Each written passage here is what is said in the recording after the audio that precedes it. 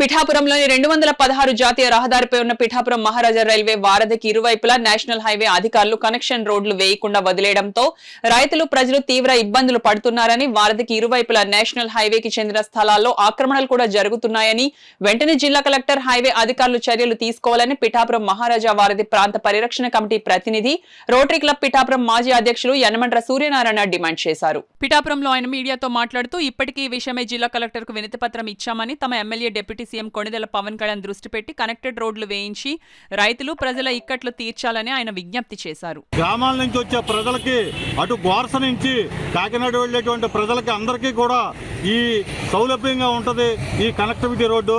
దయచేసి ఉప ముఖ్యమంత్రి గారు పవన్ కళ్యాణ్ గారు దీని మీద దృష్టి పెట్టి ఇక్కడ జరుగుతున్నటువంటి అరాచకాలు, ఎందుకంటే మహారాజా వారధి ఎప్పటి నుంచో కూడా ఇక్కడ అభివృద్ధికి నోచుకోలేదు. ఇవాళ పిఠాపురం మహారాజా వారధి అభివృద్ధి చెందాలి అంటే పవన్ కళ్యాణ్ గారు ఖచ్చితంగా దీని మీద దృష్టి పెట్టి చుట్టుపక్కల కనెక్టివిటీ రోడ్లు ఏర్పాటు చేయాలని చెప్పని మాజీ రోటరీ క్లబ్ అధ్యక్షుడిగా యనమండ్ర సూర్యనారాయణ, నేను మొత్తం అందరూ కూడా రైతులు కోరుకుంటున్నాం. ఇక్కడ ఎటువంటి పరిస్థితుల్లో అయినా సరే ఈ కబ్జాలను న్యాయ పోరాటం చేసి చిట్ట చివరి నిమిషం దాకా ప్రజలకు అందించేంత వరకు పోరాటం చేస్తామని చెప్పని తెలియజేసుకుంటున్నాం.